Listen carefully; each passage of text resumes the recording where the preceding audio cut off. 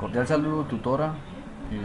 De acuerdo a lo que estaba en la guía de grabar un video con el programa de Camtasia en PowerPoint, y los temas que tocaron fue la unidad 1, el capítulo 2 y 3, en los cuales veremos en el capítulo 2 las obligaciones y prohibiciones del empleador y obligaciones del trabajador, y en el capítulo 3 el salario y sus elementos constitutivos.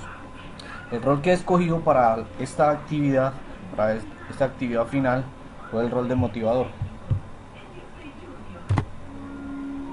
En el diagnóstico del trabajo para la empresa de lácteos de La Pradera se realizó el análisis de los candidatos teniendo en cuenta para su evaluación la experiencia laboral y formación académica. Además se tuvo en cuenta el salario a pagar por el cargo a desempeñar, que estuviera acorde a lo requerido por la empresa para su buena marcha, donde para el área administrativa los perfiles elegidos fueron el gerente con el señor Jorge Mendoza, el director de talento humano, la señora Diana Sánchez, el administrador, el señor William Jaramillo, el contador, Fernando Zapata, y la secretaria, Cristina Martínez. En el área operativa los candidatos fueron los siguientes: operarias de planta, Lilian Hosman y Marcela Gaviria, el supervisor fue Fausto Polanía, y los operarios de planta Darío Simbaqueva y Jairo Gil. Se realizó la liquidación de nómina de todas las personas seleccionadas basándonos en la temática estudiada para así plasmarla con las normas vigentes de legislación laboral y establecer los porcentajes de cotización de parafiscales y seguridad social correctamente para cada empleado. También se aplicó la nueva ley CRI y además se liquidó las diferentes horas extras y embargos según lo establecido por la legislación laboral de Colombia. En el trabajo colaborativo 2 nos presentan un caso de la empresa Whitney Sachs, donde se analizaron los diferentes problemas, ya que es una empresa que está incursionando en Colombia y que tiene una experiencia en otro país como Chile. De acuerdo a lo investigado, y para poder comenzar en Colombia, el manejo de sus políticas y leyes son diferentes, donde se evidencia que el gerente, el señor Manuel Amateo, chileno, aunque tiene buena información profesional para el cargo, no se acoge a la legislación laboral colombiana.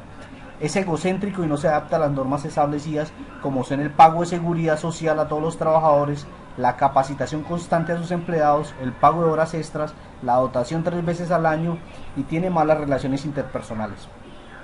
Por tanto, se propone contratar a un profesional en el área de recursos humanos con un amplio conocimiento de legislación laboral de Colombia y capacitado para trabajar bajo la presión, ya que debe enfrentar al dueño de la empresa, que es el gerente, para hacer que la empresa cumpla con los tratados internacionales de empleo en cualquier país.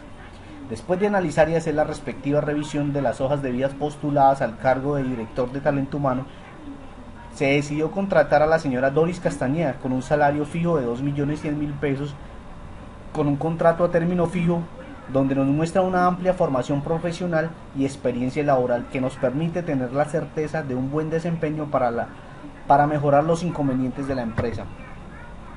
Las obligaciones del empleador: dar instrumentos y materia prima, ofrecer un lugar apropiado de trabajo y darle las medidas de protección para evitar accidentes, prestar primeros auxilios, remunerar en el lugar convenido, guardar respeto ante sus creencias religiosas y sentimientos, conceder licencia o permiso en caso de muerte de un compañero.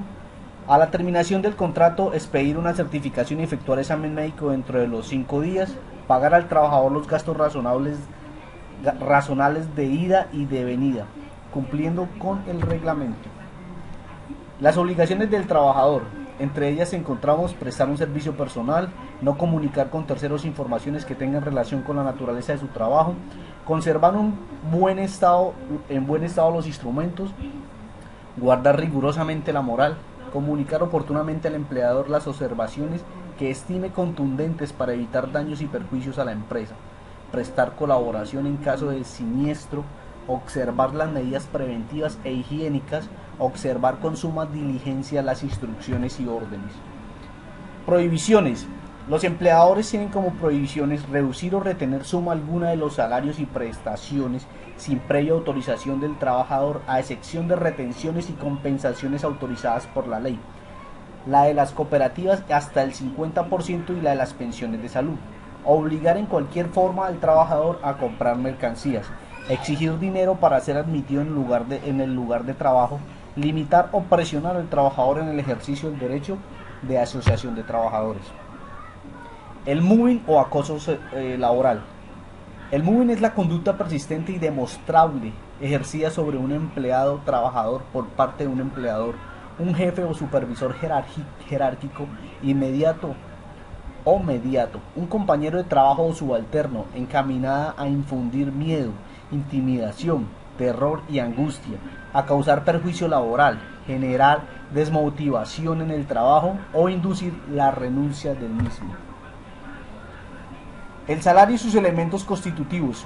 El salario es una contraprestación que recibe el trabajador a cambio del trabajo realizado para un empleador. La cuantía se establece en el contrato de trabajo.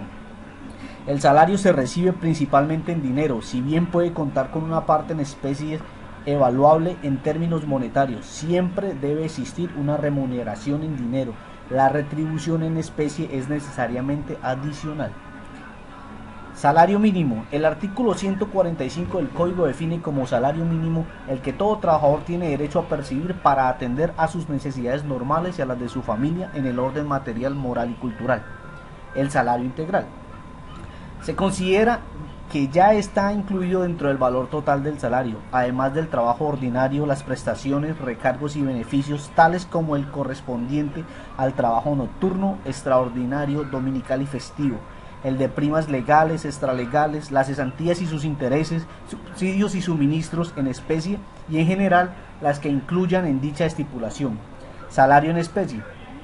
Constituye salario en especie toda aquella parte de la remuneración ordinaria y permanente que recibe el trabajador como contraprestación directa del servicio, tales como alimentación, habitación o vestuario que el empleador suministra al trabajador o a su familia.